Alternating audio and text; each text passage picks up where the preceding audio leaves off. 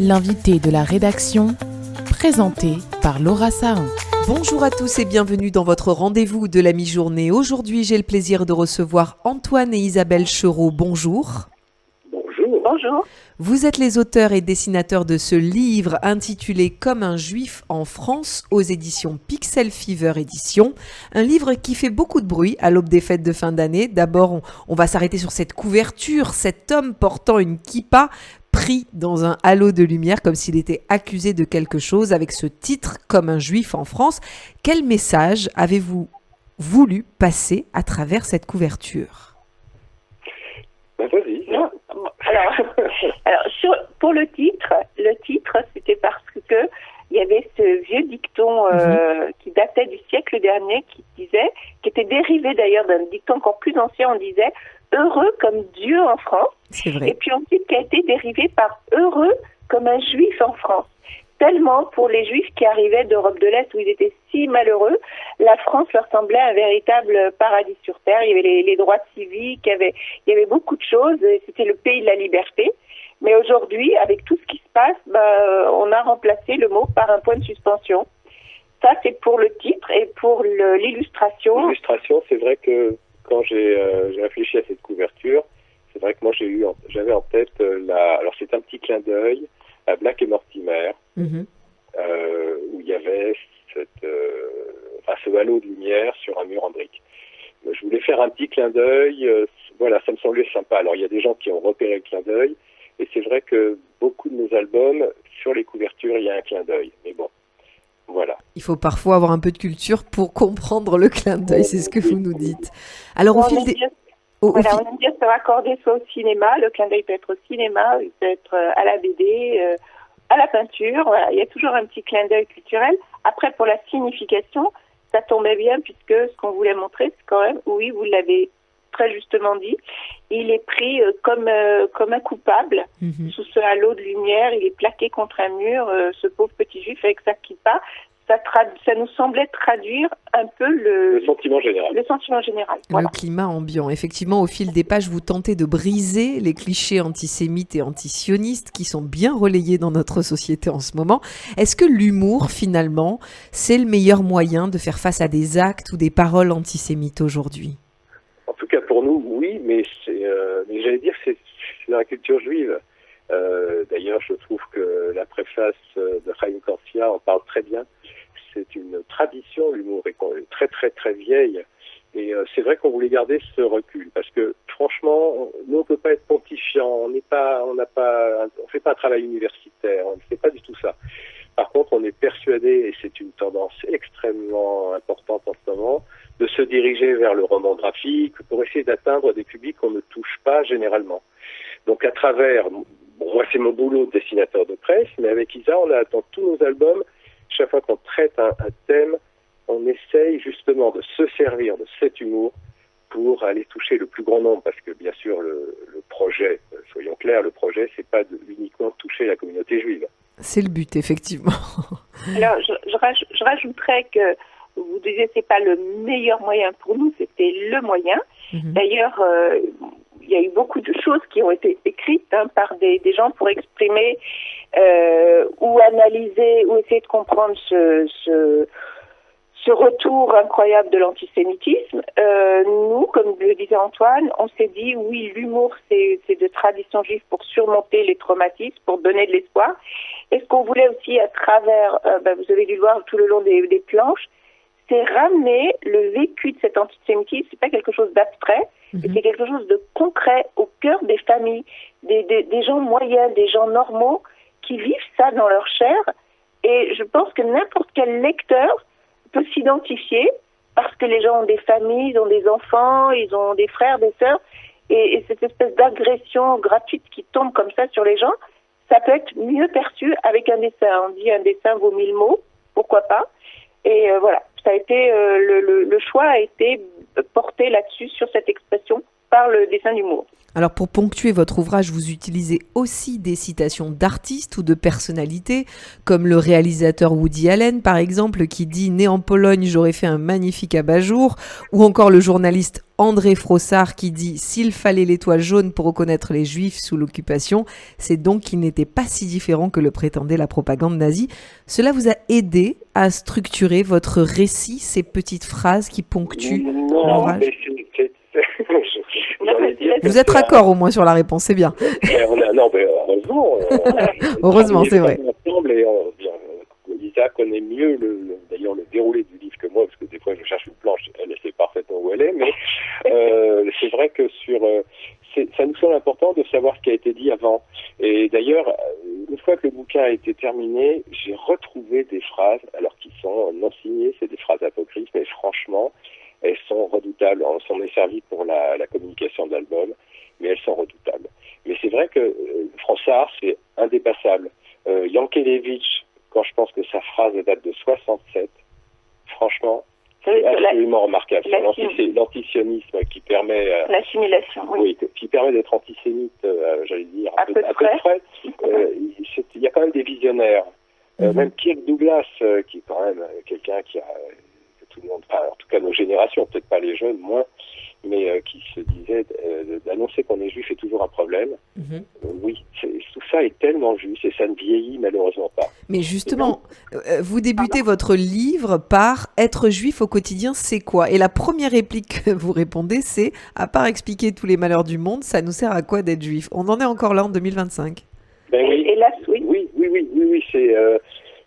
mais franchement, ce qui est terrible, c'est de penser qu'il y a des gens, mais ça les maintient debout, d'être dans oui, pas seulement, c'est une espèce de jouissance des passions tristes. On sent qu'ils sont là, mais ça leur permet, il y avait justement une phrase dont je ne me souviens pas exactement, mais qui dit au fond, cet antisémitisme-là, ça permet aux médiocres, mais vraiment aux médiocres, de donner un sens à leur existence. Et c'est terrible parce qu'ils sont vraiment, c'est quelque chose de totalement obsessionnel. Ouais. Et ce qu'on voulait, oui, effectivement, c'est en citant les auteurs, montrer que d'abord l'antériorité, parce que c'est pas seulement une montée de l'antisémitisme, mais c'est surtout, et c'est ce qui est accablant, c'est sa résurgence. C'est-à-dire qu'après la Shoah, on a eu quelques journées de répit où on ne dit pas que l'antisémitisme a totalement disparu, mais en tout cas, il y avait quand même une honte pour ceux qui éprouvaient encore des sentiments ou des sensations antisémites de l'exprimer. Mais aujourd'hui, non, il n'y a plus aucune honte, au contraire, comme le disait Antoine, chez certains, on a l'impression qu'il y a une véritable jouissance même à haïr ouvertement. Voilà, pour moi, ça relève clairement de la psychiatrie. Hein. C'est une pathologie pour moi, c'est clairement une pathologie. Et ça, c'est depuis le 7 octobre, évidemment. J'imagine que vous allez me dire oui. Depuis un peu plus de 2 ans, effectivement, il y a cette déferlante antisémite sur notre pays. Elle a démarré avant. Mais le 7 octobre, a permis vraiment... Quand on songe que dès le 8 octobre, ça commençait déjà à expliquer les choses, à les excuser, à les comprendre. Là où une société, j'allais dire occidentale, qui se bat depuis des siècles pour essayer de faire en sorte d'incorporer, d'intégrer, d'avoir des valeurs plus larges et pas obscurantistes, se permet d'un seul coup, au fond, de justifier l'indéfendable. Ce que disait Elisabeth Badinter, à force de tolérance, on finit par accepter l'intolérable. Mais vous, en tant qu'artiste, vous avez eu ce besoin, puisque là, on est 2 ans après le 7 octobre. Malheureusement, on l'a dit depuis le début de cette interview, l'antisémitisme est plus haut que jamais. Est-ce que vous, en tant que dessinateur, en tant qu'artiste, vous avez eu ce besoin d'oser poser des mots sur des faits très concrets, comme vous le décrivez dans votre livre, avec des situations, des actions, des faits relatés de manière très précise? On va être très... Oui, bien sûr, on a eu besoin. Oui, on a éprouvé ce besoin parce que déjà, ça nous tiraillait, comme vous l'avez dit, avant. C'est-à-dire que cette resurgence d'antisémitisme a commencé quelques années auparavant. Déjà, on l'avait vu lors de manifestations sociales, de revendications sociales où les Juifs n'avaient rien à faire. Mais déjà, il y en avait. Je vous rappelle que Finkielkraut s'était déjà fait largement insulter au moment des Gilets jaunes. Quel rapport avec les revendications sociales? Aucune. Déjà, on a vu des actes antisémites auparavant. La Covid. Pendant la Covid, c'était complètement délirant. Et donc, déjà, ça nous travaillait. Et c'est vrai qu'après le 7 octobre, cette espèce de flambée, cette montée, alors là, par contre, partout, complètement délirante, oui, on avait ce besoin d'expression absolue. Antoine l'a eu en plus, tu vas le dire, de façon presque quotidienne au fur et à mesure des nouvelles, puisqu'il a travaillé beaucoup sur les réseaux sociaux aussi. Et pas seulement autour de l'antisémitisme, mais autour aussi de l'information qui circulait par rapport à la guerre au Moyen-Orient, etc. Oui, c'est vrai. De toute façon, moi, c'est vrai que, en fait, pour ne rien, ça travaillait énormément, Isabelle. Isabelle a vraiment, ça fait vraiment longtemps qu'elle avait porté ce projet. Moi, j'étais plus frileux, mais c'est vrai que, franchement, en me disant, ça va être un sujet touchy.